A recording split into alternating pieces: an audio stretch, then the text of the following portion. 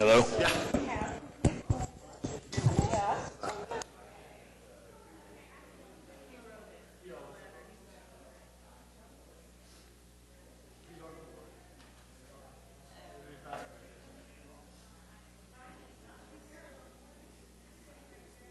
Jeff and then Brian. Haven't heard.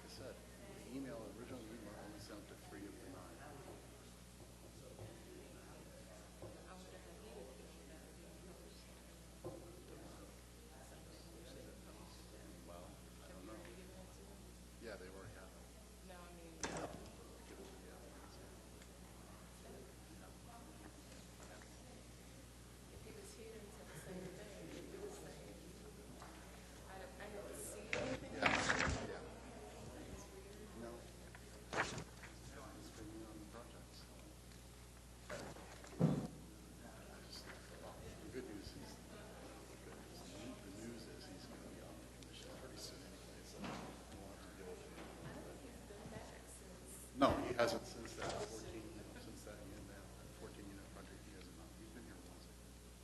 But it probably wouldn't hurt to use it as a teaching model to remind the commissioners. Yeah, I know.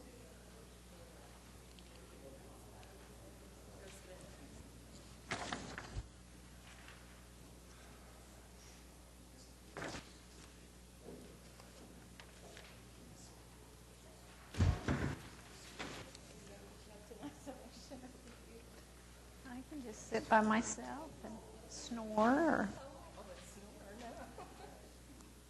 All right, it's about 3 o'clock. Let's go ahead and call this to order.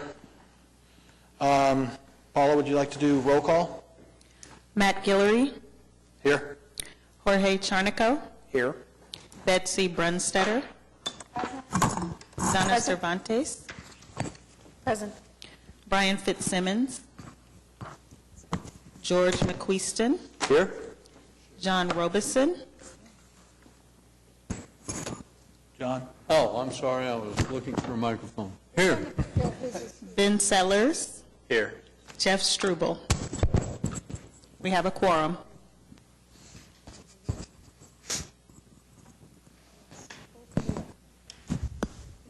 Sorry, I took the wrong microphone. All right, let's go ahead and get started. We have a pretty straightforward meeting. This is my first time chairing, so bear with me. Please silence cell phones. Do we have anyone that's wanting to make a motion to approve the minutes? We have a motion and a second.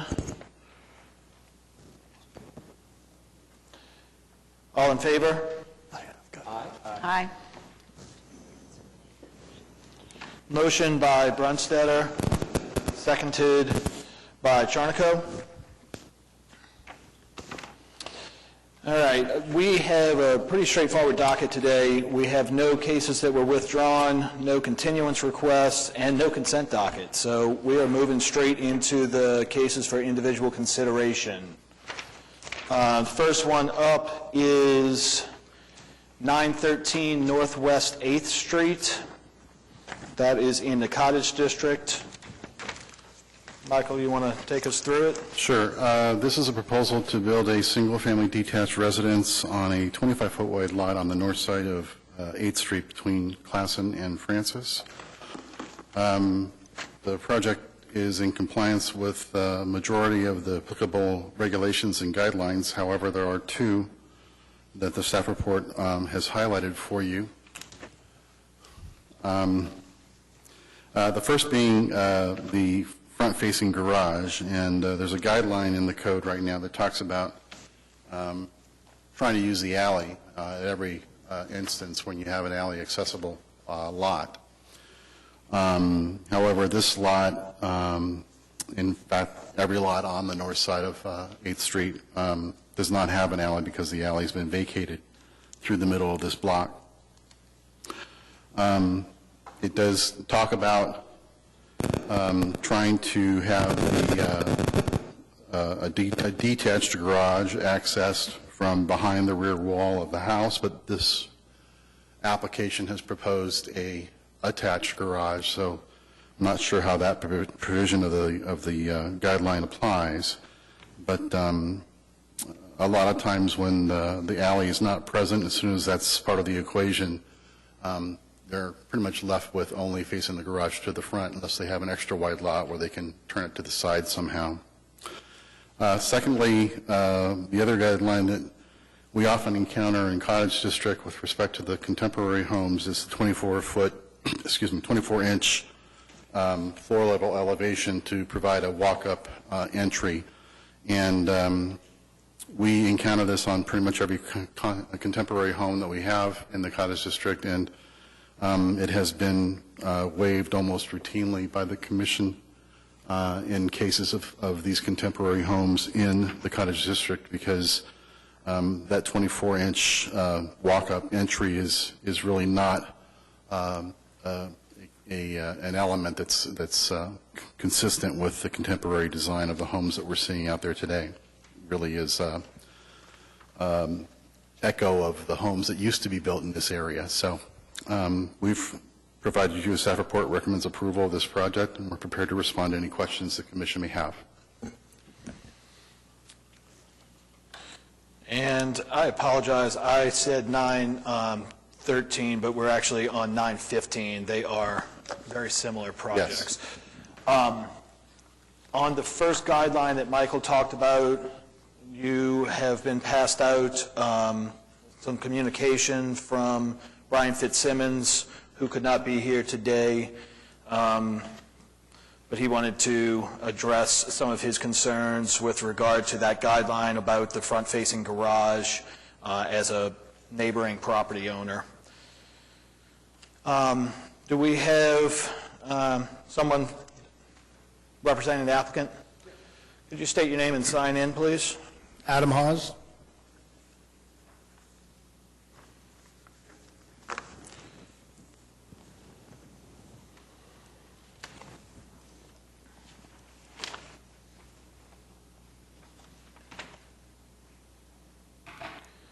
Sorry. Addressing the front-facing garage. As you guys know, downtown, most of those lots are actually split lots. They have most of those houses are built on two 25-foot lots. We're utilizing the 25-foot lots to put a house on each lot, which obviously being that narrow wouldn't lead us to be able to do anything but a front-facing garage, or if there was an alleyway, a rear-facing garage. In this case, and we had this discussion before, there's no way of reclaiming the alleyway. It's been given back to all the different properties, the utilities run through there, so on and so forth. The city would never do it. So we took it upon ourselves. So we did the front-facing garage, but we also made sure we did it in a high-end way. We did a really nice tempered glass or glass aluminum garage door, not just a standard garage door. So it actually became on both homes, it actually becomes an architectural detail. Okay. Any questions from commission members? I'd like to make a statement on that. I feel like this is a very bad precedent for us to consider introducing double garages. Not only is this a garage, but it is a very wide garage. The driveway is a lot of pavement. It's not, in my opinion, it's not a very attractive solution. And I realize that there are some constraints with the alley, but I just feel like this would be bad for this neighborhood. So the only solution, aside from that, is for them to actually not have garages. We discussed before actually, when the city was doing the re-gentrifying of all the alleyways, of having that alleyway, but there's just no way. So there's not a better solution. Those are actually only 16-foot garage doors, so they actually don't take up a lot of real estate when you actually take in consideration the size of the actual house. Do we have I haven't done the math, we don't have a site plan, so I can't really tell what the setbacks are. I provided a Do site I? plan. The site plan, that one, right, well, it was, I think it's on upper, yeah, right there. Oh, here we go. Okay, so we've got 7 feet between the buildings? 6 feet. 6 feet? I'm just trying to read it through there. Oh, no, we're 6 feet. No lot okay. lines on the sides. And we have setback, we're actually a little further than a couple of the houses back than some of the other houses on the street. Okay. And what did you say the side setbacks are on the, I guess, the west side of 915 and the east side of 913? We're utilizing the zero lot lines, so there is no setback on the sides. There's no egress or windows or openings on the sides of those houses. How wide did you say the garage door was? 16 feet. But the house is only 22 feet wide? Yep. So you said relative to the house, Well, the proportions of the actual height of the house as well, because it's a 3-story house. So it actually becomes minimalized with the rooftop deck on the one of them and just the whole perspective of the home. And as far as the precedence goes in the neighborhood, we are actually one of the few streets that does not have an alley access. So it would not be applicable in most circumstances because the vast majority of the homes in that neighborhood have alley access. What about the other homes on this particular, I know this block is unique, and we had addressed that in, I believe that was the March meeting, Correct. because of the lack of alley access. What do the other homes on this side of that block do with regard to garages? They're smaller homes taking up double lots, so they utilize the side driveways with rear garages. There's only 2 other houses that you could really compare. The others are either an empty lot or like a turn-of-the-century home that doesn't have a garage. So. As far as the concrete, I apologize. As far as the concrete goes, because they have such a long driveway, they have equally as much concrete. Do we have questions from commissioners on things other than the front-facing garage? Well, I have a comment that's going to touch on the front-facing garage. I just, for the heck of it, went to the Sanborn maps to see, how often homes were built on kind of split lots or thin lots, and there's precedent for it. Houses have been, since 1922, have been built on smaller, thinner lots, and I agree with the sentiment expressed by Brian in his comments and Betsy.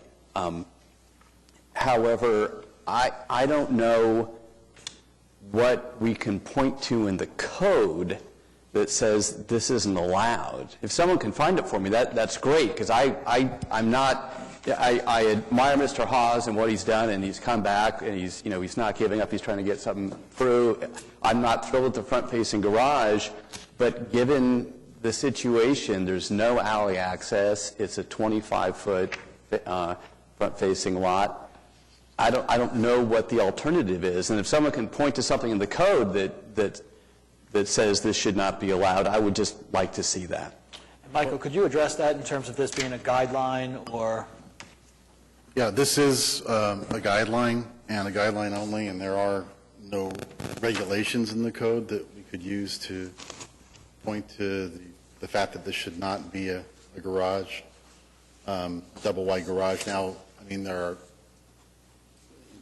as I see it, there's really only 2 options with respect to this lot and the lot at 913, that would be to go down to one unit and have a wide enough lot that you could put a garage in the back.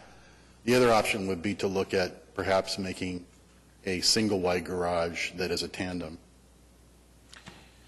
And that, brings up the second unique aspect of this. It's a combination of no alley or no usable alley at this point and a 25-foot wide lot, which is what distinguishes this from other things within the neighborhood. Correct. Before we take questions from the audience, I have another question, and this is not relating to the garage door, but it looks like, and this may strictly be an illusion, on page 11 of 15 of your packet here, your rooftop deck, I know there's 6 feet between the buildings. The rooftop deck on 915 appears in that bottom picture to cantilever out and come close to 913. Just optical illusion. Okay. And even if it did, it wouldn't be it wouldn't be an egress point. So as long as I stayed off the property line, it wouldn't be a problem. But I made sure side by side those houses have 0 overhangs. They are very. Okay. It sticks with the narrow. In regards to the what George had mentioned about me coming back on the we all know I had the proposal before. There was a lot of diligence done to, make the project work and also edit the project to make the homeowners a lot happier that had issues with the 3 houses on the lot and everything else. So we did our best to make sure that this is something that actually would fit in the neighborhood and look very sharp in the neighborhood as well. There are not obviously around Oklahoma City as much, but in a lot of different cities I visited, there are lots of really high-end, really nice neighborhoods that have, a nice clear front-facing garage with a nice car in it, and it's a part of the detail. So it's kind of the direction we were going with it. Let's move. Is there anyone from the community here that would like to speak to this project? Ma'am?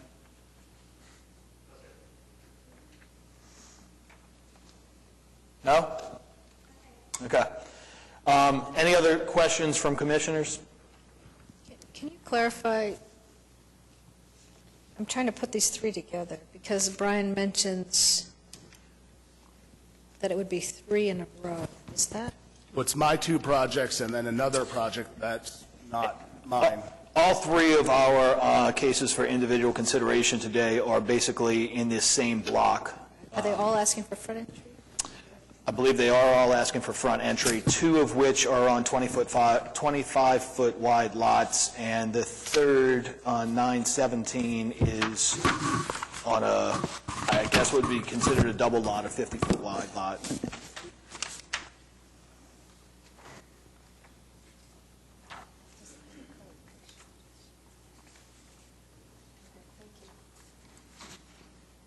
So one option for a garage would be to provide access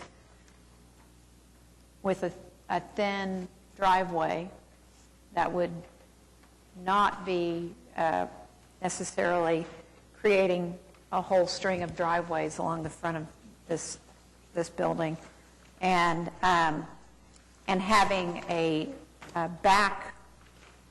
garage in the back of the house. Now, one thing, it does look like you're not using the ground floor for anything but garage. Is that correct? And storage, yeah. And storage. And then the other question I had was, it appears that there are windows on the 0 lot line, and Michael, I thought that once upon a time you told me that there could not be.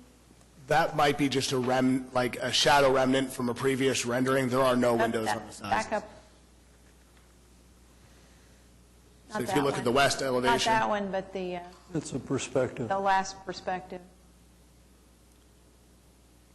that one perspective is a conceptual rendering, and you might see I think the rendering had a linger. Yeah, if you look at the top right. No, it's the bottom right that I'm looking at, Yeah. because you've got them together. On the east side of 913. Gotcha, yeah, That's that not- window's not there That's not the anymore. project we're looking at. We're looking at 915, the house on the Okay. right. Okay, I did not see any windows on that one. Yeah, and two, the elevations provided for 913 don't have any windows on that side. That's just, I don't know how that got stuck in the rendering, but it for some weird reason it did. So, and this is just a question of curiosity, I guess, for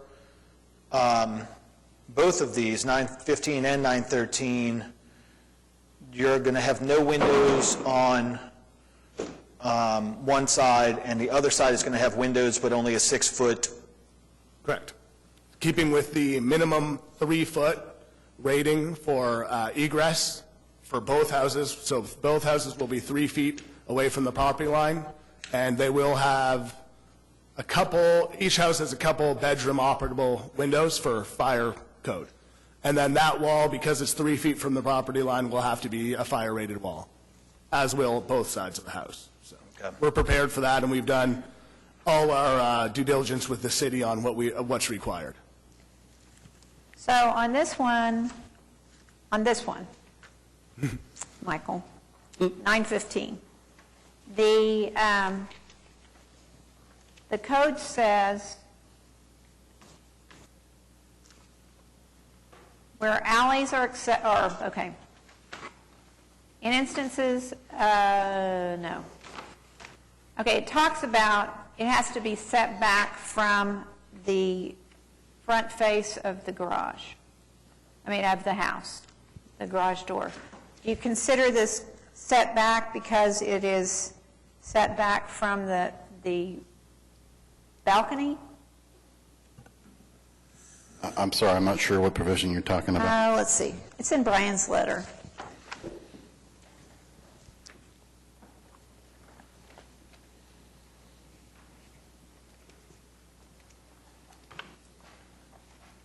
I believe what she's mentioning is if it's that's if it's a detached garage,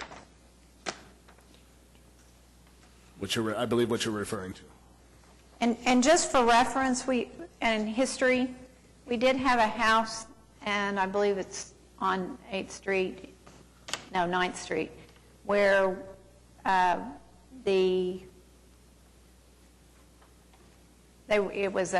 think it was a Oklahoma City Housing Authority house, and they wanted to build it, and they tried to put a garage on the front of the house. This is prior to you, Michael, but, and I think I'm the only person, maybe George witnessed this, but, You're talking about these two houses here? The Dell's it's residence? kind of a little cottagey looking house. No, it's not. I think it's in the next block to the east. But we worked with them tirelessly to get that garage off the front of the house. And we also did not allow I can't remember their last names, but they're on 7th Street, close to Emerson School. We worked with them tirelessly not to do this. So I would like to see some work done to try to make this. There's not really, 7th Street has an alley, and the 9th Street house is built on a double lot. These are they're legitimate 25-foot lots by the city, and if you're putting a house on a 20-foot lot, like everybody, that's a very narrow structure in itself, especially keeping with a 3-foot egress, which makes it a 22-foot wide house.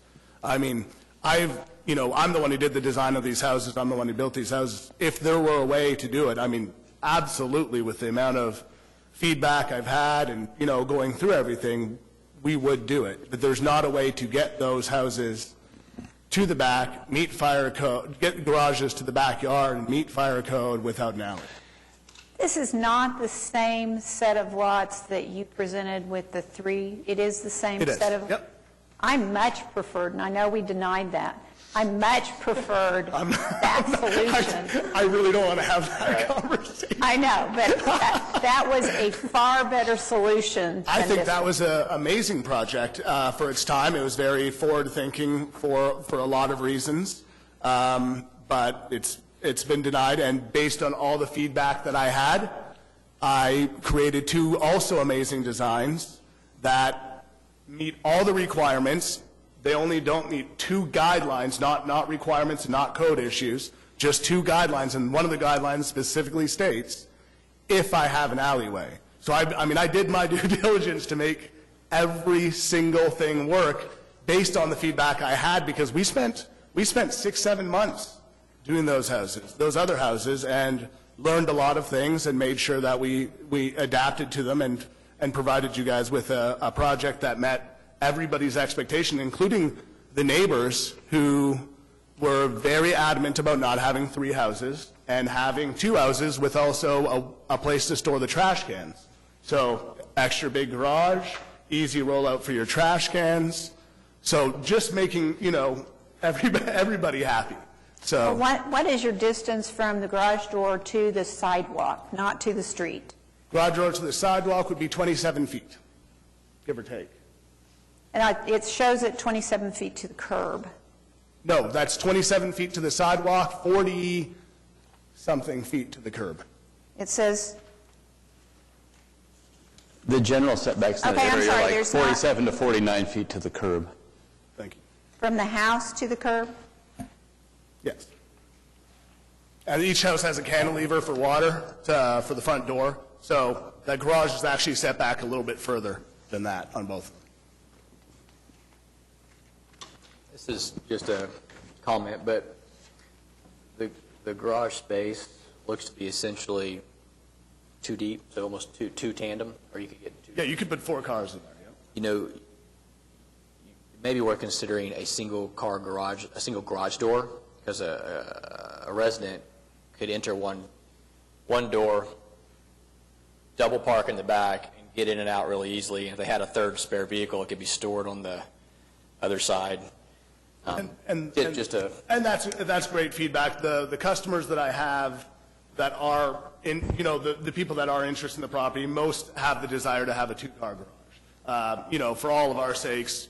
Also, every single home, the 2 homeowners to the west of this house specifically requested not having a tandem garage because they said there would be no way to actually, it wouldn't get utilized properly, there'd be cars in the driveway, and they didn't like that idea. So again, based on those considerations and taking everybody's kind of feelings into account, we made it very accessible that way. You wouldn't have any cars in the front driveway. We cut the driveway up to add grass in between to kind of dissipate the concrete area more. So just, following along the lines of everybody's request. So. Was there any consideration given to a shared driveway between the 2? I mean, I see you've got a 22-foot wide garage. If you went down to 20-foot wide, which would still be wide enough for 2 cars side by side, you'd have a 10-foot wide driveway, and you could potentially do rear access. Was that something that was looked at in any way? Like kind of swerve in, you mean?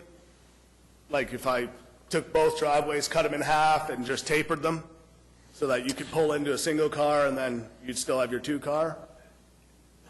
So in other words, putting the garage doors on the back of the garage, because there's nothing else on the ground floor but the garage, correct? Correct, but there's no way to get to the back of the house. But if you reduced the width of each garage by 2 feet and then added those 4 feet to the 6-foot gap between the houses as it is, you'd have a 10-foot wide. On the 3 when we're doing the 3 houses, the fire marshal had told me that I had to have a 23-foot wide driveway. It becomes a two-way. Yeah, you have to have a 2-way and access to a fire, and those houses, I'm already pushing, as a lot of people know, engineering limits and sway limits and everything like that, and we're restructuring the garage with steel to make those code requirements and those engineering requirements. You get to a point where you make these things too thin, and again, you're starting to run into those just functionality problems. And then, of course, if you actually cantilever those houses out, you have your neighbor driving under your house, which is a huge liability issue. They would basically have to turn into some sort of condominium or something like that. It just wouldn't. And like I said, I appreciate that. I mean, when Michael, first sent me the first email, said, hey, minimize, we want a picture of the whole house, both houses, so we could see the amount of concrete in the front yard and everything. I did that and went through thousands of different scenarios to try to, make it look really good and still functional. So,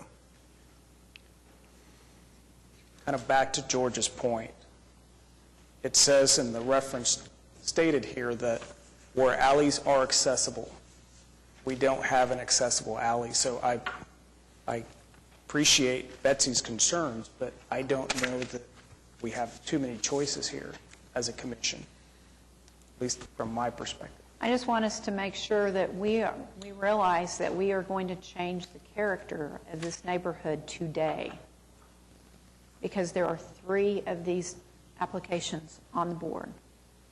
And walkability-wise, having big, wide driveways is not a good idea. Yeah, I agree. I'm just saying as stated in the reference. You could, and I would love to find something in the codes, but then again, I don't want to overstep the code and just impose personal preference. Maybe an argument can be made based on the code that it interferes with the pedestrian engagement to have the driveways, to have, I've thought about it too, and I agree with you that, we've gone for so long in the Cottage District really being very rigorous about not having front-loaded garages, and we've been successful, and I think part of the problem here, I think there's a little bit of a hole in the code that staff needs to address. It should not say detached garage is accessed from the rear. It should say garage is accessed from the rear. But be that as it may, that's irrelevant today. It's my belief that we've got to root our decision in the code. And we have made decisions based on the character of the neighborhood before. And we denied things, and you're part of, you got that. which, yes.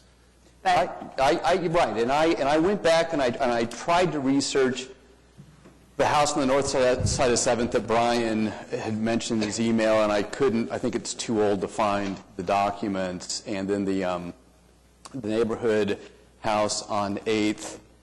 I remember that. Was that the Sam Gresham architect? I think. Yeah, I got so confused with what was going on there. I think you sat through those things, but it was Yeah, very I'm not sure I was confusing. on the. So, and I didn't know if initially it was detached and suddenly it appeared up attached, but there's some additional complications. And I think also, and this is my personal opinion, I think the commission back in that day was focused on maybe not rooting everything in the letter of the ordinance, but more in the spirit of what they thought the Cottage District should look like. I could be wrong, but for my own, I would echo Jorge's comments. For my own personal vote, I'm going to need something to be anchored in the code. And if you can make a great argument based on the character, I would love to hear it. Well, a front-facing garage, especially when you have them in a series like this, becomes a more suburban environment. It's what we see if we go to Edmond, to a neighborhood. And I think we really are going to alter the character of the neighborhood. Well, Now, is that what we want to do? It's not what I want to do. I apologize to interject, but I disagree only because, again, you run into this exception rule on one very small part of the street that actually has no alleyway. Every other block in this street has an alleyway, and actually an alleyway that's been completely redone. So it's not, the precedence isn't being set that we are dooming ourselves to, which is already a largely developed street. Most of the houses are complete on this neighborhood, but dooming ourselves to all front-facing garages, like Edmond or something, in a row. We have a handful of exceptions because of just an egress issue simply from an alley. I don't think we're talking, if I was doing something where I thought it would do disservice to the neighborhood, I wouldn't like to do it, I mean, I have support from the family that bought the houses across the street, think that design's awesome and love it. And they live directly from the street. They have to look at it every single day. So those were all considerations that were made, but ultimately they fall into, we're doing what we have to do to build houses in an area that we don't have an alley. How wide is the driveway? The driveway will match the garage. It'll be 16 feet wide, each driveway. Are there any other 16-foot wide driveways in the neighborhood? On the backs, yes, in the alleyways, of course. But The no, fronts- off the On the street? fronts, most of them are 10 foot wide. And in HP areas, we're required to limit the driveways to 10 feet wide, and that goes directly to character. Well, that's, the historical preservation neighborhoods, are you talking? I'm not saying Yeah. that this is a historic preservation, but I'm just saying the 10-foot driveway goes directly to character, and that's why they have maintained the driveway in HP. For sure, for the older neighborhoods. Now, this house has a lot of ultra-modern. It's got a lot of, these neighborhoods have a lot of concrete, a lot of stucco, people aren't afraid to be, I don't think anybody in this neighborhood is afraid to be using concrete. Most of the houses have some sort of stucco on them. I don't think anybody is shying away from the urban feel, the ultra-modern feel of, more concrete, a little bit more sterile, for lack of a better term. These aren't the Paseo houses, the historical preservation with the big trees and stuff like that. That's kind of not what I get from the feel of the neighborhood, and we've done a lot of houses in that neighborhood. So, If Mr. Hawes was submitting one of the houses, I think I'm on, Oh, sorry. would he have a choice? So in a way, the fact that we're looking at two lots at the same time, presents a lot of opportunities, similar to what you just mentioned earlier. But we are looking at just one lot. And if we have one lot, what other measures do they have? And the previous comments, last time he was here, had to do with parking on the street. So in a way, there's a catch-22 here. Sure. For the commission. Well, one of the things that is a possibility, and somebody mentioned it earlier, is there's a lot of garage there, and there's a possibility to put a single car garage door there and be able to pull into the garage and actually pull into two separate spaces. I mean, this is a huge garage. It's underneath. well, there's stairs there and a doorway and an egress. The garage itself is just over, it's like 18 feet wide. But the depth of that garage, The depth is great, yeah. It could easily be a tandem. It's huge. You Yeah. could easily pull in and pull into a space and create a little bit more of a foyer down on the first floor. And that was the issue I had on the three houses, was that the neighborhoods, that was one of their most adamant protests, was not having a tandem garage because they knew it wouldn't be utilized, which ended up with cars in the driveway, cars in the street, something that they actually don't want in the neighborhood. I think what Betsy's saying is that you wouldn't necessarily have to park tandem. You could park side by side. It would just be the ingress egress that It would be pretty tough to maneuver in. It's long, but it's not that wide. So, and if you figure a parking spot is, a typical, shopping parking spot's 9 feet wide, and you still get your door hit and people hitting cars, I wouldn't try to convince one of my, somebody buying the house that was a good idea, because I just would worry about the issues that it caused. And those are all, your guys, the suggestion you're making aren't huge fixes. They could be something that actually could be administratively, once the design was approved, administratively approved. I'm not resisting because of that by any means. Of course I do these for, investment. I have buyers, I have people who want to live in these properties, and they do have their set of requirements as well. And we know with the three houses that I proposed, the amount of animosity and the homeowner showing up and protesting it, there was a reason behind that. I don't have that. I get the feeling I don't have that today because I gave them what they were asking for. You know, I didn't fight the whole 3-house thing. I gave them the 2 houses. Right, and I would, you know, I think one of the ways I would frame this is there is no perfect solution here. And not to try to be glib, but I just want to point out that when this parcel came before us last time with 3 houses, it was, we don't want 3 houses, but 2 might work. And then it was, we don't want this really big driveway. Can you figure some way of, we don't want this big 2-way driveway. How can you engineer that so it's down? And it's, the neighbors didn't like the tandem garage because no one really uses that because they don't like it, and that's going to lead to parking on the street. Well, so now we have 2 houses. We don't have a big 2-way driveway. We have ample parking within the garage. Yeah. I mean, part of me says, what do we need to see to make us happy? We're not going to get the right answer here. It's not a single house on a 50-foot lot. There's something new is being tried here, and we just, you know, we're not going to get perfection in these cases. I would like to see if you would go back to your owner and suggest a less suburban solution and see if they would do it and come back to us. Well, we're getting into that issue of, like George had mentioned, on a personal preference rather than a code or a requirement or something I'm not doing or not providing, everything like that. And I have a list of buyers. I don't have a signed contract on either. These are my homes. I've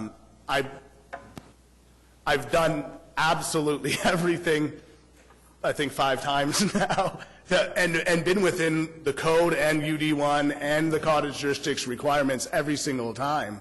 You know, I don't feel like this is or should be an issue given the feedback that we've received from the actual people that are living in this neighborhood.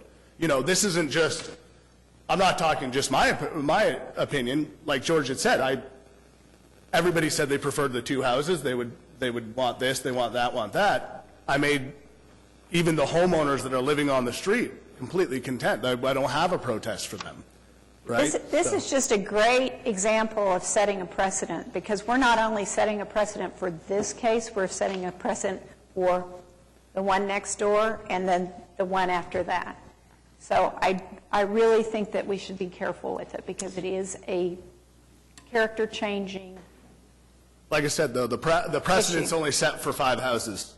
Not even 5 houses, because there's already 3 houses of the 4 lots that are left. Well, I'd go further and say that, you know, there's 2 aspects of this. It's the no alley and it's a 25-foot wide lot. So it's a very narrow set of applicable. Which statistically is not going to, again, this situation's not coming up every day. That's not at all, you know what I mean, what I'm asking, what we're saying. So. Right. But Betsy, I want to, and Don, I know you pushed your button, excuse me for jumping in ahead of you. I agree with what you're saying. That it's a very dangerous precedent to adopt these, say we just, the 3 houses that are before us today. However, I agree with that. However, I would also add it's a very dangerous precedent to make a ruling that's not founded in the code.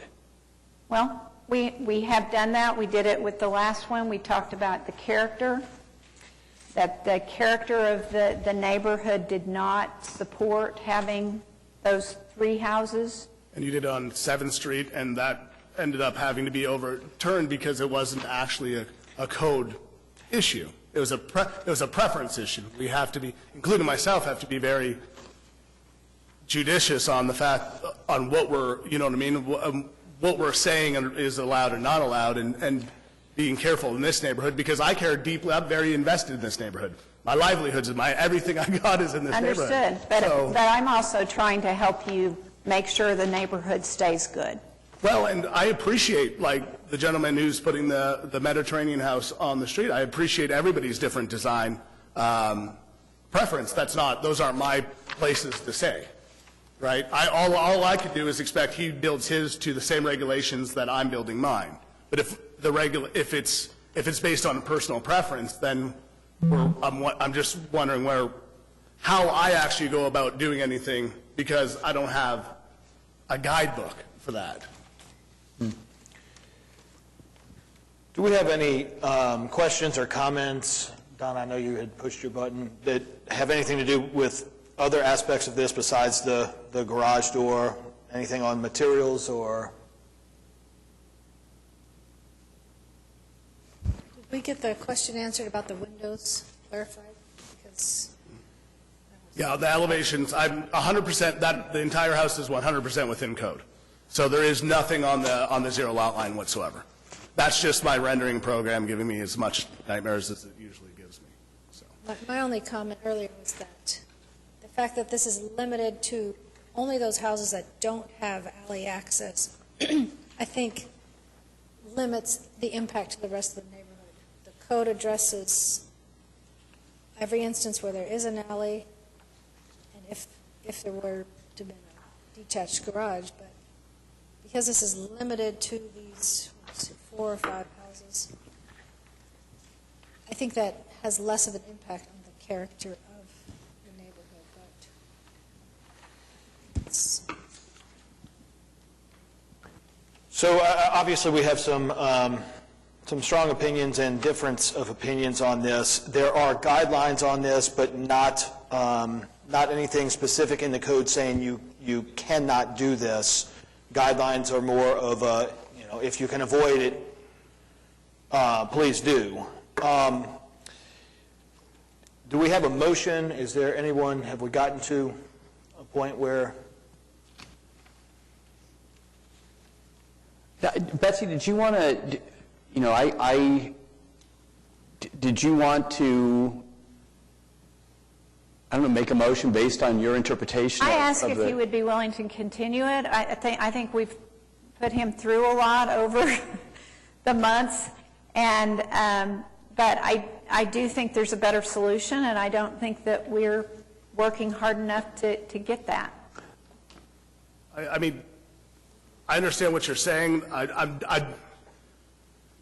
not going to lie, in this circumstance, I'm not because I've complied with everything, done everything aside from, like I said, 2 guidelines, not even regulations, not even codes. I'm not asking for any actual variances whatsoever, because those are just, like Matt was saying, those are recommendations if you can. I've racked my brains with this. This has been a year in the process, another year in the process of doing this. I promise you, if there was a solution, a standard driveway is 10 feet wide. If I make that house 10 feet wide, we have issues. You know what I mean? Like, and like Jorge was saying, I think we're taking away from the fact that these are actually individual applications. These are 913 Northwest 8th Street, 915 Northwest 8th Street. They're individual homes. And if you look at them at an individual level, we've done a lot. I built an entire story up just to make sure I had a garage, just to be able to accommodate. I didn't take this situation lightly. I certainly didn't come. I don't want to battle or anything like that. But I have accommodated everything. If we do another, I don't see where a continuance would help anybody, because if we do a continuance, I'm coming back to you with these 2 houses. Because Right. The other thing that maybe we should state explicitly that I think is just an assumption on your part that I think we need to share with everyone is, at least I think it is, you tell me if I'm wrong, but you're building these houses to be sold fee simple. You don't want to sell them as condos. You don't want to sell them with some type of common maintenance agreement that has to be bought off on, and the finance companies, insurance companies have to look at it. Absolutely. So if they're going to be fee simple properties, it really, I think, limits the creative approaches you can take to designing a common drive that's going to service 2 garages that will be in the back.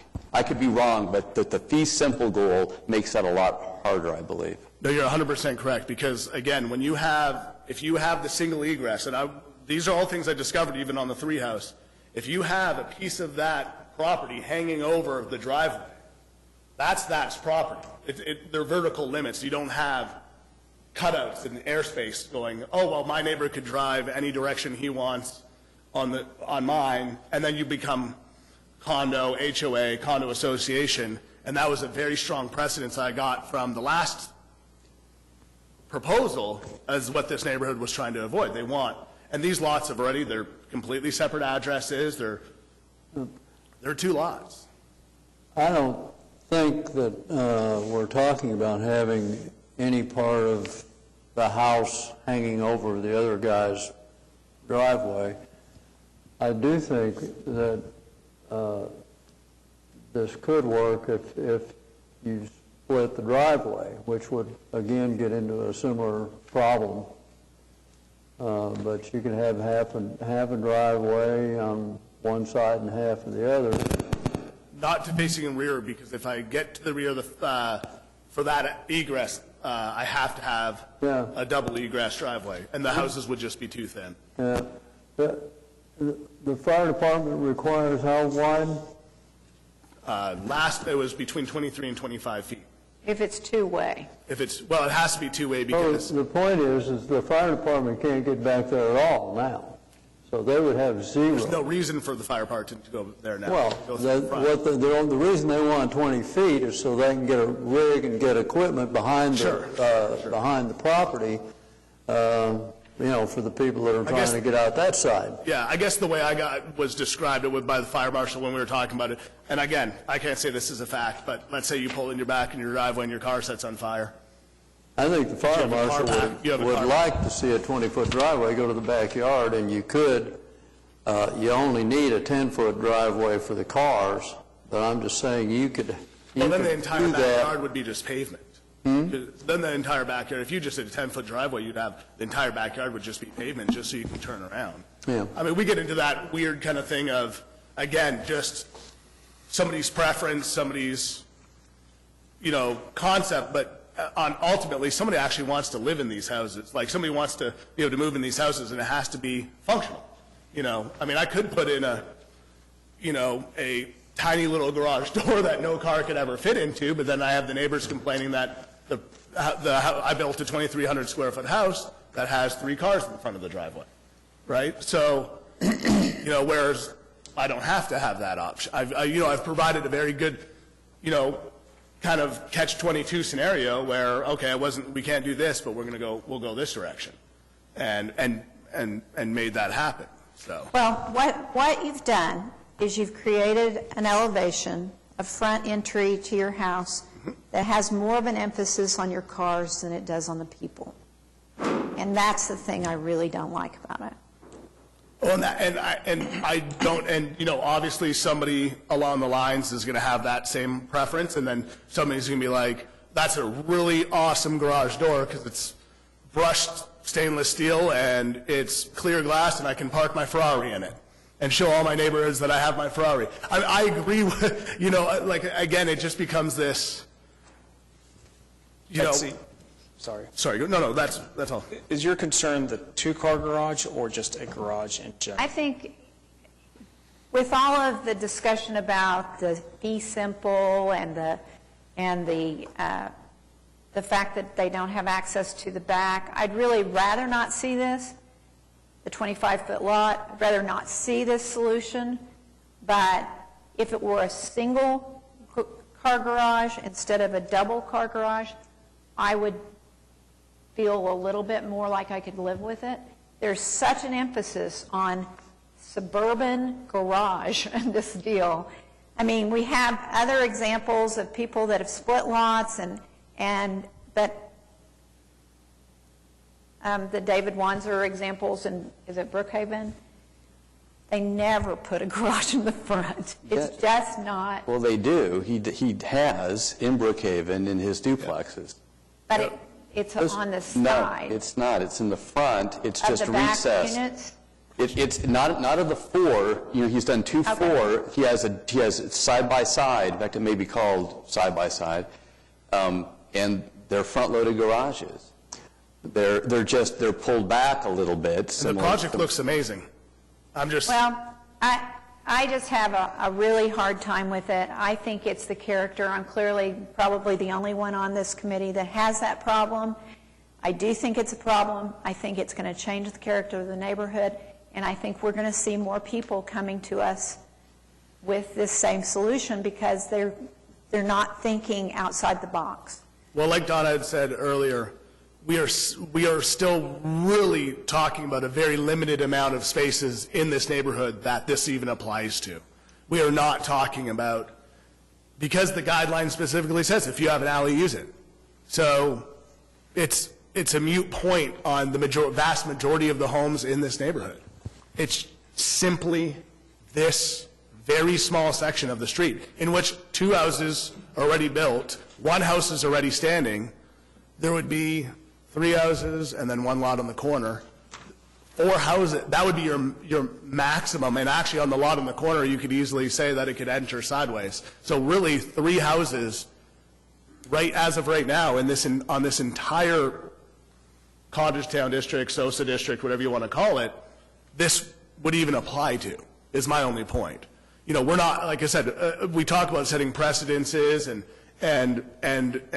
what the neighborhood's going to look like. The neighborhood's already gorgeous. They have awesome architecture homes, tons of unique homes. These would simply be my 2, 1 more unique house in the neighborhood that builds value instead of the dilapidated, vacant homes that have been in the neighborhood for the last 25 years.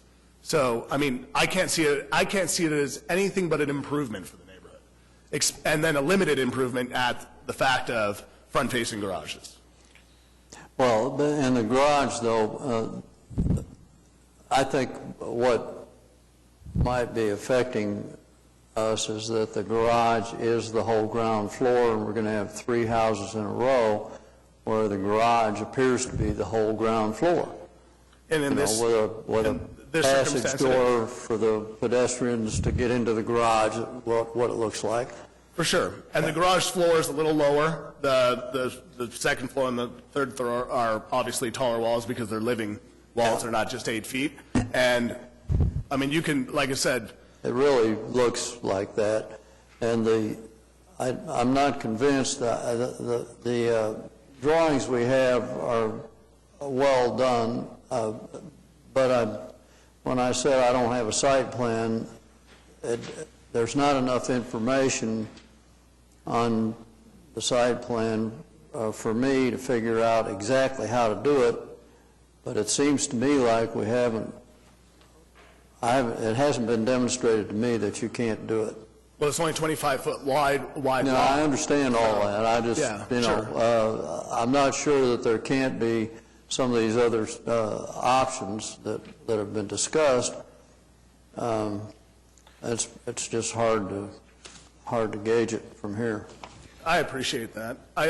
And honestly, like I said, you know, I haven't shot down any option. I've asked many questions about the options. And if there were one that I hadn't already tried and said, hey, and had my engineer tell me the house would just fall over, I would, you know, those would be options I would have put forth as well. Not necessarily talking about the width of the garage door or things like that, but going back to, I think, Ben's suggestion earlier of possibly doing a single wide garage door and parking side by side in the back. From a practical consideration, if you have guests coming to the house, they're entering the front door and immediately having to go up steps. If you were to go to a single garage door, you could have more of an inviting entry and coat closet or whatever needed to be done there to welcome guests in a more inviting way. That's just something to it was a consider. thought process in itself to have, you know, to take into consideration that as well. Again, just with the overwhelming amount of people who plan to live there with more than one person, the 2-car garage was an absolute must. All right. So I'll try this again. Do we have anybody that wants to put forth a motion in any direction on this? Betsy, why don't you, there's a lot of comments up here that seem to be echoing what you're saying. Why don't you make a motion to suggest Well, what you just said, that a continuance to make it more pedestrian focused at the least. I believe that the applicant has to agree to continuance, is that right? So that's what I was asking. Gotcha. Is Okay. if he would be. Well, and going for to- pedestrian-wise, I mean, we got from the 2 new houses, the furthest 2 west points, and then it stops there. There is no sidewalk. There is no pedestrian access whatsoever. We are actually providing that infrastructure. We are paying for it ourselves, and we are putting that infrastructure in so that people can walk this neighborhood. One thing that's been consistent through my entire time on this commission with regard to the Cottage District is that focus on the interaction with the pedestrian, interaction with the street. We've had several different properties where we've requested more windows be put on the front to where there is an interaction and not just a wall of, either a wall of concrete or a wall of garage door, whatever the case may be. So, And that's why we put like on the 915 house actually has a front roof deck that goes over top the garage for that exact precedence. We want to have that interaction. We have those options, you know, and lots of windows, lots of light, you know, for that exact same reason. You know, you want the front of the house to be appealing and inviting and for everybody. okay. So a continuance is not really an option. Am I right? You're not. Well, wait, let's just, before we leave it, Adam, I think, let me see if I can translate what I think Betsy's saying, or I'm not going to go far enough, I think, in what Betsy's saying, but one of the things she might be saying is, when you look at 915, it just, forget changing anything structurally, it just, I mean, does it look inspiring? And I think that you look at it and the lines are all kind of horizontal and symmetrical, and you have the big garage on the bottom, and you have some of the doors. You know, don't take this the wrong way. It almost reads 915. I'm talking about. It almost reads like almost like a little motel. You know what I'm saying? See how 913 kind of is a little bit more house looking or cool looking, or maybe. I understand what you're saying. It's really tough from the renderings. If you look at my house on 916 Yeah. and go, I mean, I looked at that rendering the other day and I was like, ooh, but look at the house. Look at the house on the street. I mean, I've built lots of houses. I've done tons of, remodels, architecture, heck, 50-story, condos. Yeah. And don't, I like your work. I've seen your stuff. You've done it. I like it. It's just that, unfortunately for us, all we have to go by is what we see here. Well, actually, I mean, I'm nice enough to do the work to provide the renderings, because most people, you get elevations on it. But I think, just to go where I was going, and I apologize for pushing this if it's inappropriate, but, is there something that you could do with 915 that doesn't read as much? I mean, that kind of reads like a garage and 2 balconies. Is there something, even if it's just educating us about what the design is going to look like? I can educate you a lot more. You talk about vertical lines. There's the actual siding. I actually ran it horizontal and used a chunkier siding to give it more depth when you're looking at it from the street. It's you really, again, well, you can see the horizontal siding there. We're using like really high-end windows from Manco on this particular project. That 4 slider at the front opens in the middle. I mean, everything about this house is high-end and beautiful. No doubt in my mind it's going to turn out that way. Now, again, I know we're stretching here and we're fishing. We're trying to, you know what I mean? We're trying to make something happen. Yeah, I understand what you're saying. Now,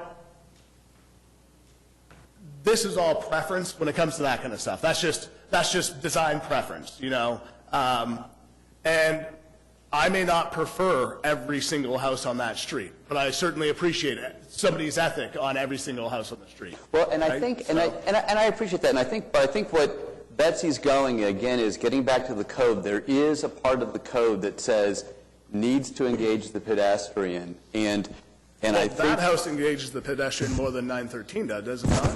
Well, I think, and again, I'm going to see if I can anticipate what Betsy's saying or thinking. Is there some way that the design could not read garage as much as pedestrian interest or some, I don't know. No, I appreciate that. I mean, again, I know what you're saying. I'm not saying, it's maybe not everybody's preference, you know what I mean? I took a lot of feedback. I provide a lot of drawings to a lot of different people who I really appreciate their opinion on doing it. There may be a house in Sosa that looks exactly like a garage that I could mention, but I'm not going to because that's not my preference. But again, we're getting to this finding a reason to not let the houses be built because they have the front-facing garage. I think is what we're really trying to do here. This comes up at the very end because we're looking for a reason. I'm not going there. And by the way, thanks for bearing with this has been a long process. It's been a few years out of your life, I understand. I'm just trying to say, if we do have the front-facing garage, is there a way that we can make the design just a little bit more focused to the pedestrian on the street to kind of counteract for that front-facing garage? A counterpoint to your statement is, are we approving 913 then? Well, we haven't even gotten to 913 yet. But we've been addressing these two houses at the exact same time the whole time. So are we approving 913 based on all the other conditions then? And are we saying that I have to do a couple of tweaks or maybe provide some more documentation on 915 for its aesthetic? Or are we saying that, I'm just trying to get a feel. Because That's a fair question. I think it's a fair question. Well, 913 hasn't even come up on the docket yet. So let's stick on 915, and we'll get to 913 when we get to 913. Sure, I appreciate that. I've just been, in this whole conversation, told that I could split the houses further apart and put a shared driveway in and everything. So we've been addressing them together. So I just wanted to make sure, I had a good feeling, because I assume we're not going to be having the same conversation, this entire same conversation 2 times for both properties. So I'm just trying to get a feeling of what I got to do, because we don't have a firm. I agree with George. As far as perspective goes, but I've complied with absolutely every single thing. I've done my I've done due diligence. We're right back to the whole thing on 2 variances. Not even 2 variances, 2 guidelines that are very specifically worded for this exact reason. That if you have an alleyway, use it. If you don't have an alleyway, right? They're very specifically worded to solve the complication that we're having right now. That's my only, I'm just trying to, if you may, move things along as well and figure out kind of where this is going, because. So I'm trying to move this along. So if in much denser urban areas, you have 10-foot garage doors that lead into parking areas that can accommodate an amazing number of cars. Would you have an objection to a single door garage? Well, let me rephrase that, a 10-foot door garage, something smaller than what you have. Maybe a 14-foot? Well, the intent, I think it could work with one car going in and then shooting in at an angle, but I don't want to be prescriptive. Ben's thrown out an idea, but is there an opportunity to get you to consider that? And then if so, that seems to accommodate some of Betsy's concern. She does have some good points. I've never disagreed with that. I'm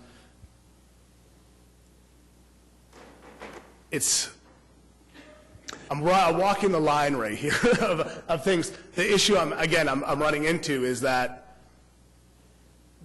may or may not actually affect the sale of my home that I'm trying to sell and the investment I'm trying to do. And based on feedback of the people that are actually living in this neighborhood, they like it. You know what I mean? So I make a smaller garage door, I accommodate the board, right? But I actually shoot myself in the foot because I've agreed to do something that actually directly affects the sale of my home, right? Because as well as I do a lot of houses at Bend, Nichols Hills, you name it. If you're spending that much money on the houses that are being built down here, You'd want a 3-car garage. But if I'm going to live in an urban setting, I'm going to make accommodations for Agreed. my car. So I'm from a dense urban environment where I have seen probably 3 or 4 cars parked in that space. And typically, Sure. they're very narrow openings. They barely, you don't think the car will fit. But once you get in there, they make it work. So to me, I think you could fit 2 cars in there with just a much smaller opening that would then potentially invite for a foyer or whatever. Again, my job's not to be prescriptive, but just I'm trying to find some sort of compromise between the big, wide, the character point. I think there's some merits there. Again, you know where I stand on where the code is. I'm just trying to figure out a way that we could come up with Okay, a motion. I'm going to come up with a suggestion. I'm going to suggest that you continue this particular one, because George hit on a very, very important point. The appearance of this, we are a design review, Yep, and we have architects on the design review on purpose. yep. The appearance of this particular house is not touching the next house down. It's not touching 913. The appearance of this particular house is lacking as far as we can see, because all we have is this paper. It looks like the back of a house, not the front of the house. It doesn't look like it is very appealing to walk up to that house and ring the doorbell. It looks very stark, and I know a lot of contemporary architecture looks stark, but this one, in comparison to the house next door, is different. The house next door has some difference in materials, difference in colors, and it's more appealing visually. Well, And I would like to continue this one so that you could work on that and work on the garage door issue.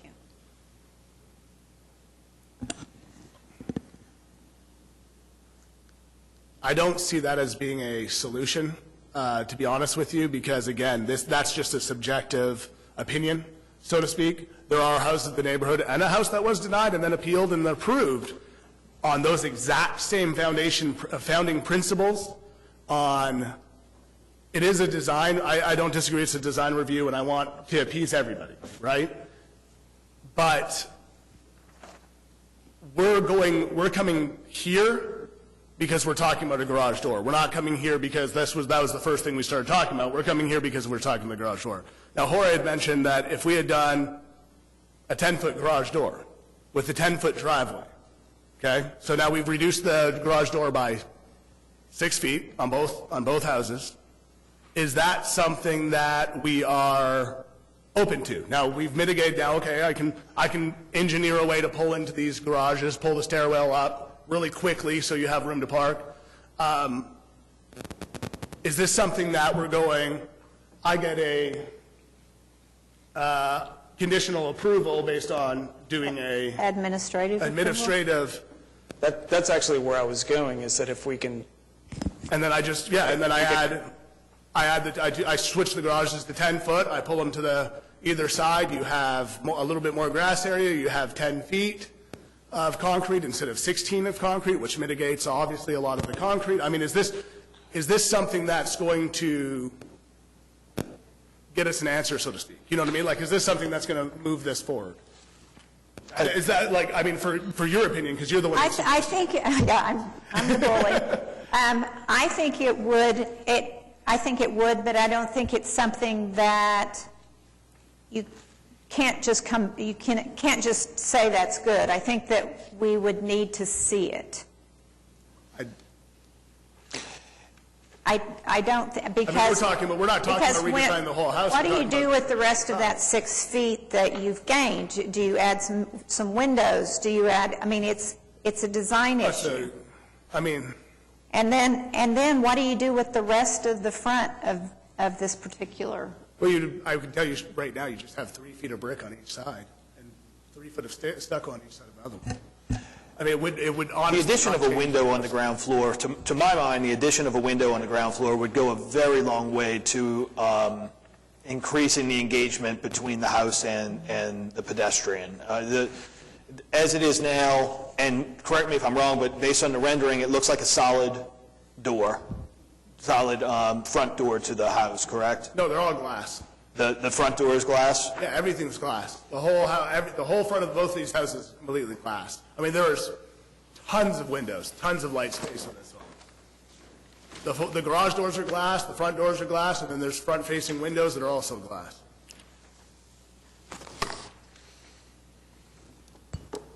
I mean, we're talking, I mean, and I'm not trying to be crass or anything, but we're talking 6 feet. We're not talking, you know, truly, we're not talking massive change here. We're talking 6 feet. The only thing that does is mitigate the size of the garage. And, you know, along the lines of what has been said, just trying to move this forward,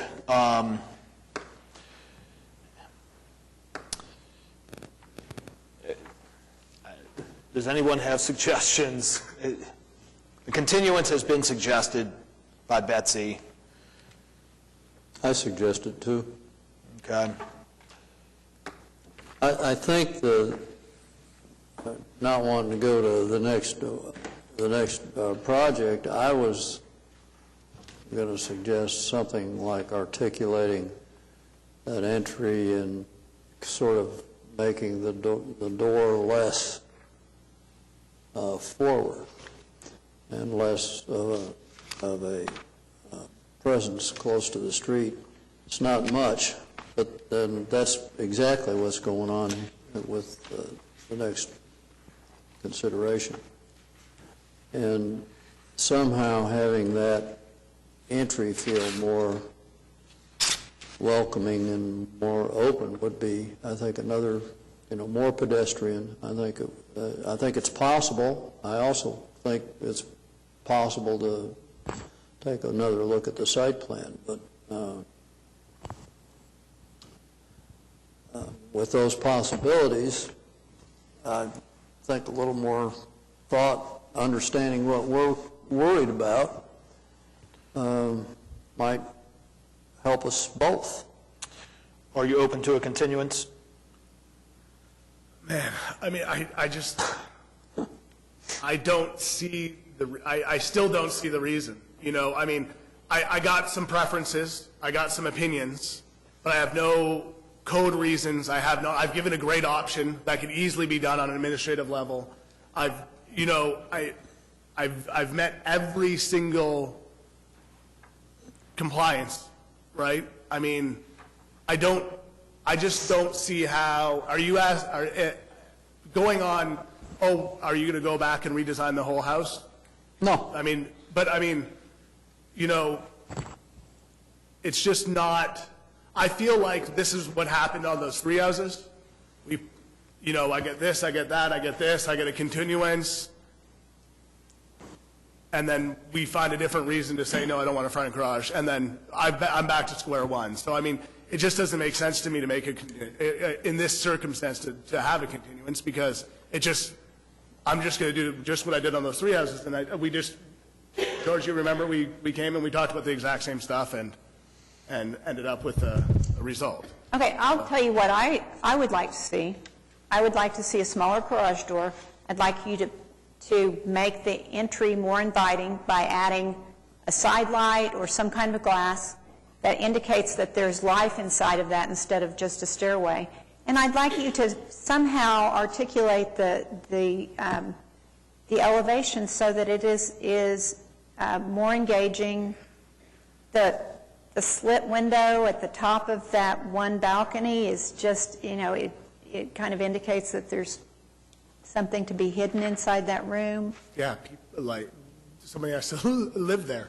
Just like in the house across the street that was approved and built, it has almost a very similar slit window. I'm just telling you the things that I think would make this a better project. And I appreciate your opinion. I truly do. But we're running into that again, like, everybody has an opinion in this matter, and I mean... So, Betsy, could you paraphrase what you just said into a motion, so basically that we can then let the staff review? Well, the one issue is that if Betsy's motion involves a continuance, it's something that Adam would have to agree to, and I'm not sure we're there yet. I guess I'm not saying continuance, I'm saying approve the plan. Conditional upon smaller garage, and I think we ought to be prescriptive as to what that is, because it could be 16 and a half or whatever. Rita? Is that something we can do or should do? We have been guided away from that in the past, so I just... I It just think it's depends on what it is. There are some things on your agenda today that are administratively approved. So, Michael, would this design have been administratively approved as presented but for something? No. So there's your... All the houses in Cottage come to the commission. And it really, I think, is difficult. You might end up with something that you like less. Yeah, and I'm not sure as And we're putting it all off on Mike. as much of a issue this has become that I appreciate your confidence in me. I'm not sure that I'd be prepared to be the one to decide So it seems like we have... what revision to his design would satisfy your concerns. What if we're talking literally making the garage door a 10-foot door? I think it's more than that. From what I'm hearing, they want to know what happens with that 6 feet of space. What do you do with that additional 6 feet of space to make those entryways at the first floor more inviting and more pedestrian friendly? And maybe set the door back a little bit like you did on the other one. I think that would help a lot, too. Well, that door is set back. 913's door is set forward. And the garage is set. Are you talking about the garage door? I'm talking about They both have the exact same cantilever. Can I not the way it's drawn, not the rendering, anyway. Well, if you look at the elevations, it'll show it. Can you bring up, let's show us, oh, Well, It's page... the one that shows the surrounding... nonetheless, the one I that would shows do the that. surrounding houses. If it was me, you got plenty of depth. One back. Here you go. I just want to compare the picture at the bottom, the home at the bottom of that page. I'm not an architect, and I'm reluctant to, I guess, question your expertise, but can you kind of point out how that house, which is a surrounding, I don't know if it's across the street exactly, but how that addresses concerns you have Where is about... that? That's directly across. That's my house on 916. Was that approved by the committee? Yes, it was. Yes, yeah, that's Adam's, that's the house he was referring to that he said had a similar window pattern to 915. And it has less... It has less pedestrian Much less. appeal than, I think, what's drawn. I mean, to me, that's a matter of debate, I guess. You've got fewer windows on the front, but it is inhabitable space as opposed to strictly garage space. What we're talking about with 915 is, it's living on top of a parking structure, basically. There is nothing else on the ground floor but parking. So, and from the street, it reads that way. It reads that there is nothing happening on the ground floor but parking. But I don't disagree with what you're, like, the sentiment of it. And we're back to, again, we've circled completely back to it being about the garage doors.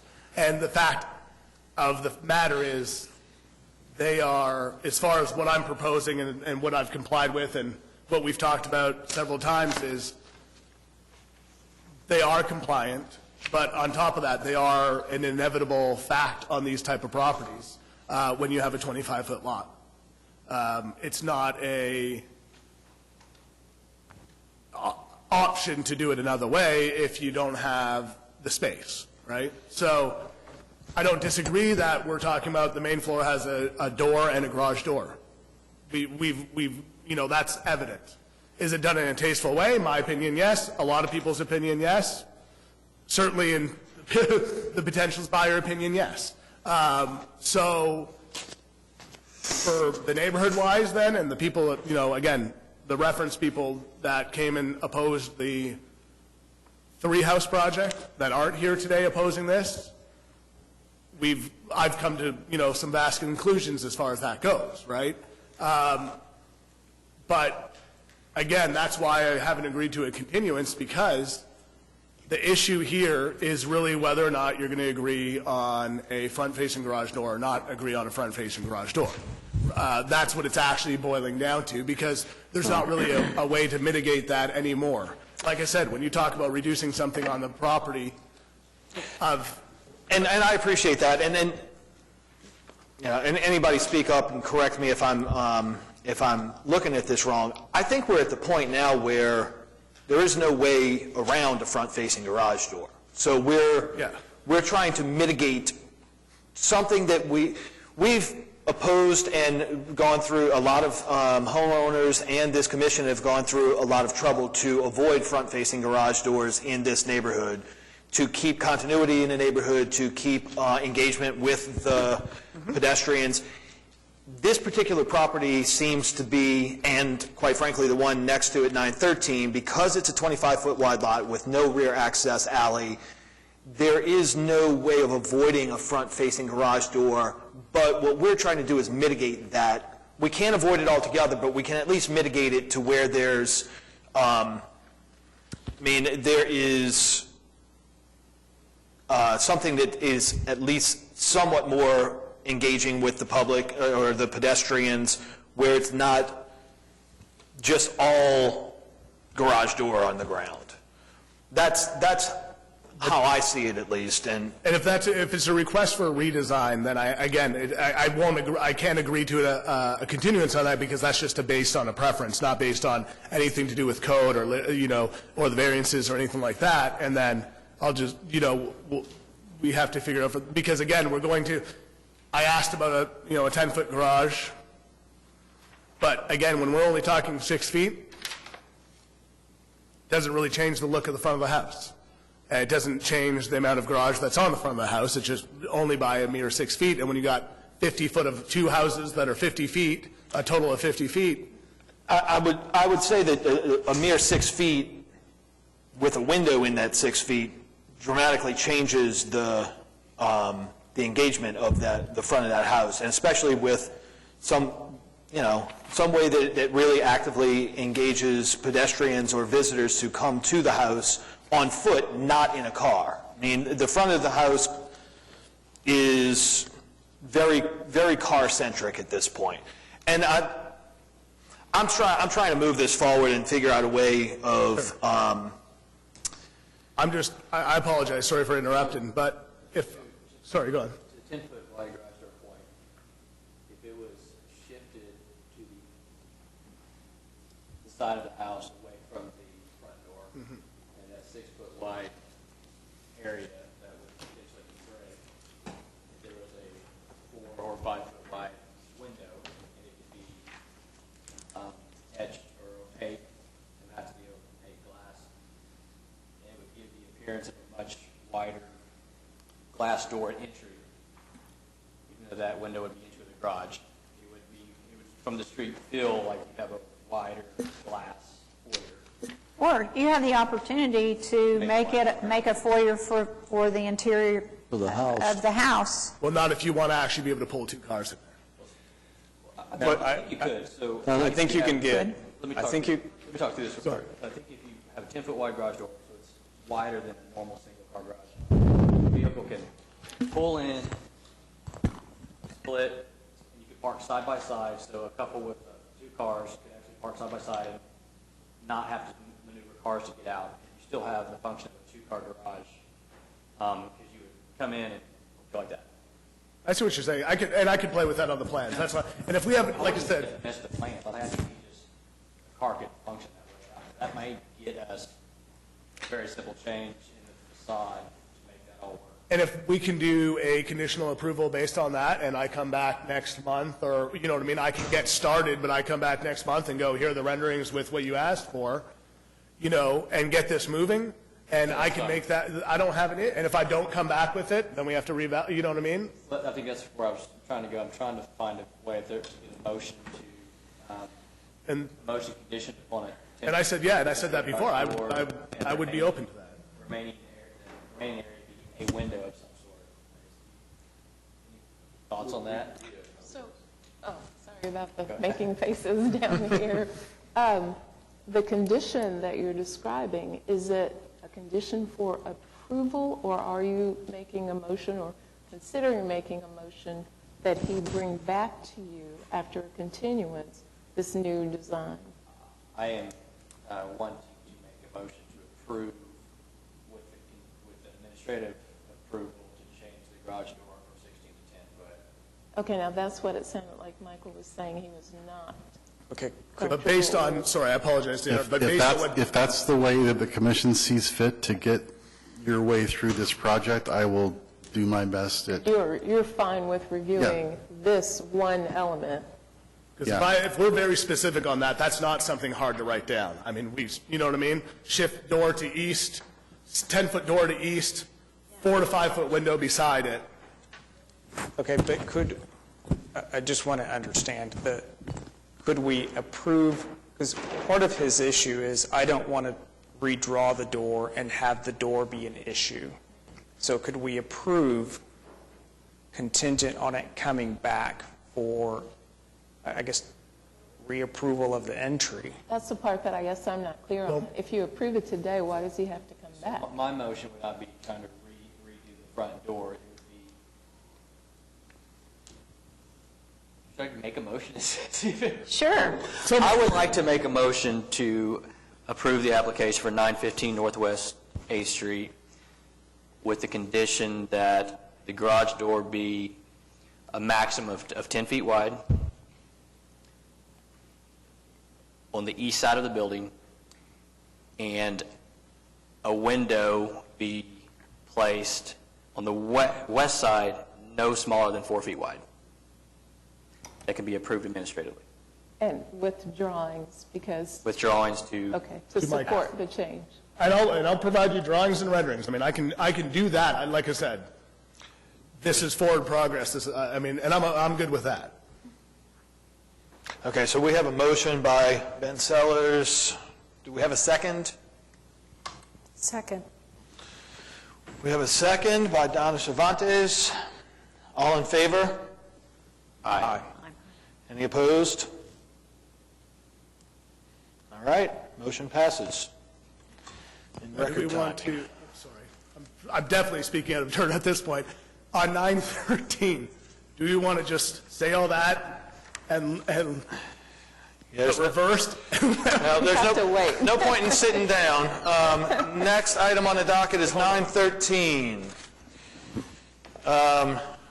You don't even have to sign in again, I don't believe. Hi.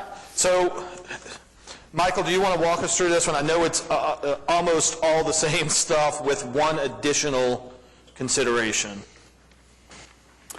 yes, this item is another single-family house on another 25-foot lot, also without an alley. It has the same two issues as before with respect to the walk-up elevation for the floor level at the front and the front-facing garage. The third element is that the applicants proposed to use smooth cedar tongue and groove siding as an accent material on the south and east elevations. Those materials are allowed per code through the design review process, provided that you can document that the material is of high quality and durable. And we've recommended approval of the project to the commission. Do you want to talk about this one before we get into questions, or? Well, the smooth tongue and groove cedar we've used in the neighborhood, and the cedar we've used in the neighborhood is durable material. So I don't see that, and it's been approved in the neighborhood, so I don't see that being as an issue. If the front-facing garage door is the same issue, then I would assume that we would come to the exact same conclusion, and I would gladly get it done. Do any commission members have questions that don't deal with the front-facing garage door? Any concerns, comments, Okay, questions? I want to make a comment. This is a much better-looking design. I just want to If say you that like to you. industrial modern, it is absolutely right up your alley. It is much Yeah, better I got a looking. couple customers that want more of a California-style modern, and which that other one, so it's just one of those, I try to be versatile. I've done a castle, so, So I have a question that it somewhat touches on the front-facing garage door. I see your staircase in this one has a landing and then takes a 90-degree. You have the height at that point to drive completely underneath that staircase? yeah, I can make it happen. Those stairs in that particular project were a absolute treat, so I can make it happen. Okay. Any questions from commission members or comments regarding the elephant in the room of the forward-facing garage door? I'm going to try this again, and if there's no other comments or questions, make a motion to approve 913 Northwest 8th Street under the condition that the garage door be no greater than 10 feet wide, positioned to the west side of the building with a window with a minimum of 4 feet in width in the opening that could be approved with renderings to staff administratively. Can I ask for one point of clarification that I probably should have asked for in the last one? I assume the width of the garage door being narrowed equates to the width of the driveway being narrowed as well? It's a good point. Yes, that is a good point. Agreed. So, yes. So, I guess, could you... Can we amend that motion, or is it? I think that would be cleaner to make sure that if it is appealed, a person knows what they're appealing. So I'll we redo the just motion. need to go back to that other one and I will redo make it. a motion to... Wait, there's a process. So we have to have someone who voted for it, which would be anybody, move to rescind the decision on, Yeah, that's... Let's finish 913 and then Sure. go back to 915. Okay. speaking of clean, huh? All right, let's restate the motion for 913. So make a motion to approve 913 Northwest 8th, condition that the driveway and garage door be no greater than 10 foot wide, with a window added to be no less than 4 feet wide, that can be approved administratively by staff with renderings. It was in there. And that garage door would be along the West side. west side. Okay, we have a motion by Ben Sellers. We have a second. Second. We have a second. All in favor? Aye. Aye. Any opposed? Second was by Charnico. Any opposed? All right, the motion passes.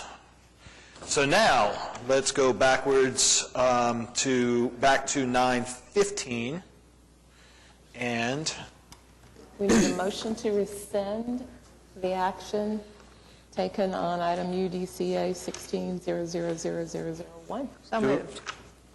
all right, we have a motion by Brunstetter to rescind the previous action on 915. Do I have a second? Second. Second by Robeson. All in favor? Aye. Any opposed? Motion passes. Now can I have a restated motion by, Wait, one more step. Oh. Motion reconsidered. motion reconsidered? We took away the previous action, so now it's as though nothing has happened. Okay, so Reconsider it. we're reopening, reconsidering 915. And we have, can I have a motion on 915? Ben, how about you? Make a motion to approve the application for 915 Northwest 8th, conditioned upon the garage door and driveway be no wider than 10 feet wide. Garage door will be on the east side of the building, and a window no smaller than 4 feet wide will be on the west of the garage door, to be approved administratively by staff with renderings. You wanted a motion to reconsider. I'm so sorry. But hang on to that one that he just made. So Oh, we did a motion. We did a I did a motion motion to to reconsider. rescind. Oh, to rescind. To Okay. rescind. And then we have to do another motion. Motion to reconsider. So, Ben, are you getting ready? I'm going I don't know to what's move supposed to to be today. reconsider. Okay. second. Sorry. Motion from Brunstetter to reconsider. I missed 2 seconds. Second. Second by Charnico. So now, You have the item. now It's been the stated. floor is open to a motion. He stated his motion. Ben Sellers has stated a motion. Yes. All in favor? Aye. Aye. Aye. Any opposed? Okay, the motion to reconsider passes. We have a motion that's been stated by Ben Sellers. Did you capture it as it was stated? Okay, we don't need to restate it, correct? Okay, do we have a second of that previously stated motion? Second. Multiple seconds. Cervantes may have rung in first. All in favor? Aye. Any opposed? Okay, the motion passes.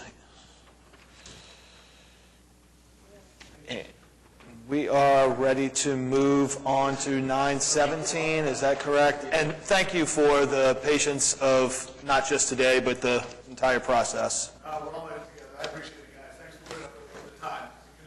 Could have put another one in. I appreciate it. No. Okay. 917 Northwest 8th is our third item on the agenda today. Michael, do you want to walk us through it? Sure. This house is the third in a series. It's the last lot on the block in the Cottage District. The 2 lots to the west are outside the Cottage District. This lot is also adjacent to the 2 25-foot lots that we just heard on this agenda. The issues with this project are much the same as on the last 2. The main difference being that this is a single-family detached home on a 50-foot wide lot. This does have the same concerns and considerations with the front-facing garage as is proposed in the plans we've received and forwarded to the commission. It does, however, meet the 24-inch floor level guideline that the other 2 houses before this one did not. But it does also have the second provision of a guideline that applies with respect to the proposal to use some redwood tongue and groove siding at the canopies on the house. We've taken a look at the proposed development and recommended to the commission approval of the project. It's satisfactory with respect to the front setback regulations that require that the house be in the range of existing setbacks on the same side of the block on this street. And we're prepared to respond to any questions the commission may have. Is the applicant here?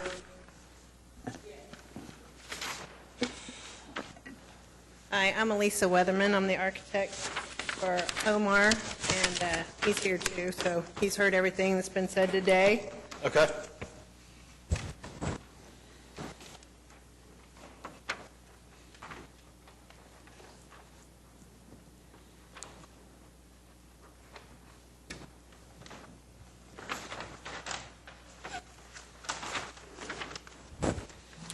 Are you open for questions? Do you want to say anything before we kind of open to questions? Oh, no, you just have at it. Okay. Do we have questions from commission members? I've got a question in regards to the west elevation.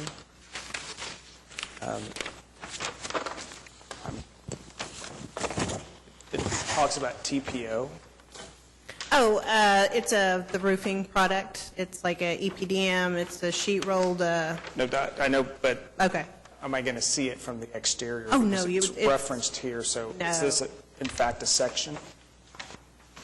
There is, I do not have a section up there right now, but by the angle, it's a half pitch, and at the height that it's at, you will never see it from the ground.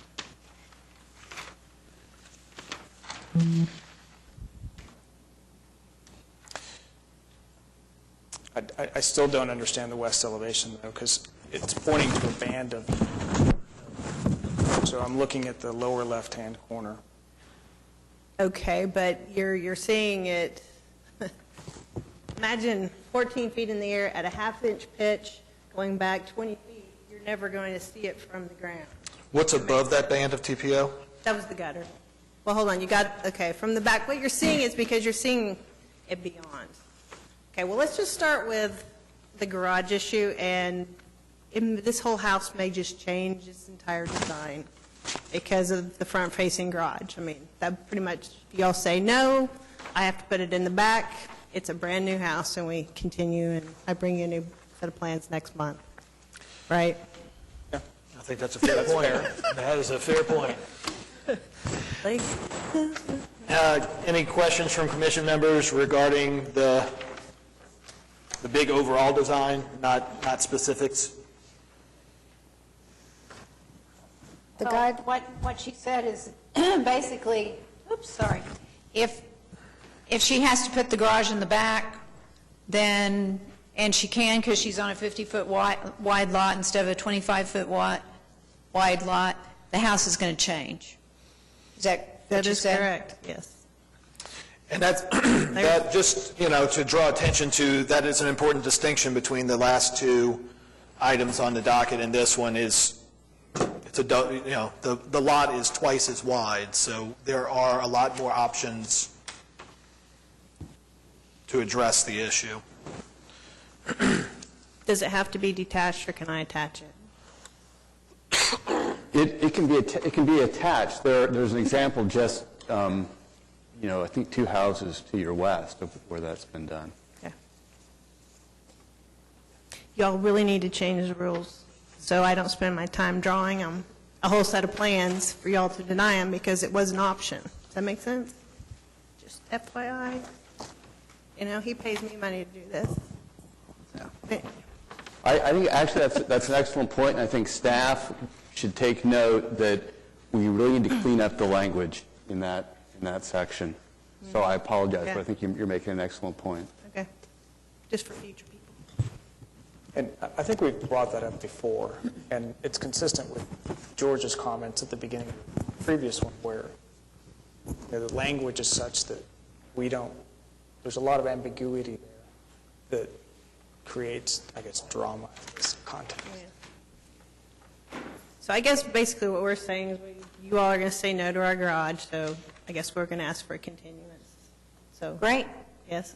I will move continuance. How long will it take you to do that? Well, I'll come back next month if I can. Michael, what We do you would need? need your plans by Tuesday. Michael, give me a little bit longer than that. He's fast. Are you that fast? No. Well, I would be if I didn't have a lot of other things on my plate. Yeah, the normal deadline for next month is yesterday, but for continued items, we allow an extra week, which would be next Tuesday. So 2 months?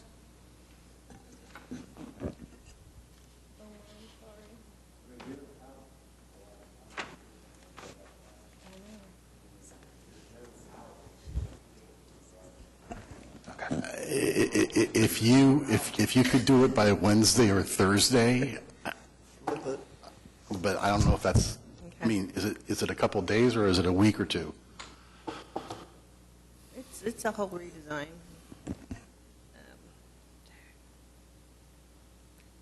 If I say, Your garage is a little bit different than that other garage. It was really big, so they could manipulate the car inside of it. This garage looks like you can pull in, and the back of your car is going to be practically touching depending on how big the car is. Could I make a Touching the suggestion? garage door. Yeah. If you think you might be able to get it done, For next meeting, I would say yes. Okay. And if something happens, you can Okay. let Michael know. Can we do that? Yeah, okay. I move continuance for 30 days. I second. Oh, And we that have to, would we be- have to name the, we have Yeah, to name the we meeting. have to name the date. That would be the March 23rd meeting, so, Okay, I second that. thank you. Motion by Brunstetter, second by McQuistion. All in favor? Aye. Any opposed? Motion passes. Thank you. So can I make one comment, though? Just, I know what you're saying about the TPO. Yes. My sister's house has it. But you can see it from the street. So just depending on the angles and whatnot. So just show me that I won't see it. Comes in rolls. I just wouldn't see it. Okay. Just, it would help me to understand, as I look at the elevation.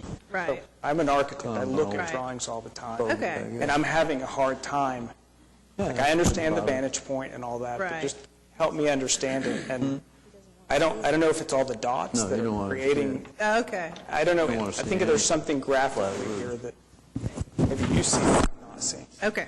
All right. Okay. Okay, moving on, other business, there appears to be none. Communications, Michael?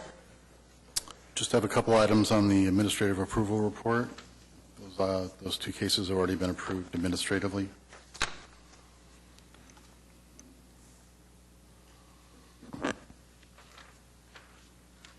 I'm sorry, I missed the last thing that you just said. The two cases on the administrative approval report have been already approved by staff level. Okay, are there any questions about those or anything that need to be brought to our attention, Michael?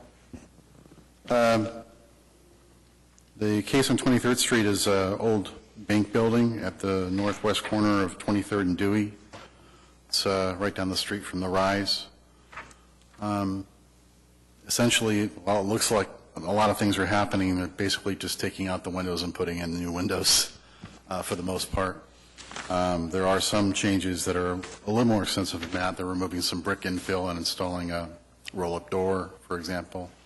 They're taking out a part of the roof at the southwest corner of the building and creating a light well that is not going to be seen from the street. It'll be behind the wall that exists there today, but it will create kind of an outdoor patio area for the people on the second floor. That's pretty much, again, while it looks like a lot of things are going on, 19 items individually with that case, it really is just a lot of window removal and window replacement and some new planters here and there and some new concrete work. Okay. Any other comments from planning staff? No. Comments from commission members?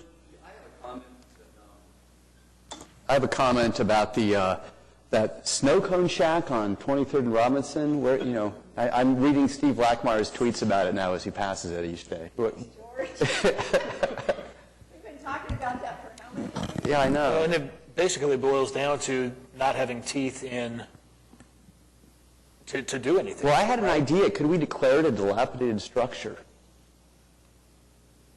And then demo it and start- That's an activity that the city council would undertake. And again, it's, I think, facilitated or implemented or initiated by the code enforcement department. So I'm not sure what steps need to be taken to initiate that process. But I did Contact actually the talk to Action somebody in Center. code enforcement a couple days ago about that very structure. And it has been there since well before I started, which was 3 years ago, over three, And they're almost 4 incurring years ago. fines, is that correct? I'm sorry? They're incurring fines, Yes, but not significant fines to cause them to do anything. apparently not. Okay. Any other comments from commission members? A quick one. I like the little zoning sheet that we had in our packets. That was helpful. Thank you, whoever suggested Thank that. you for adding that. Appreciate it. Next meeting date is Wednesday, March 23rd. And with that, we are adjourned.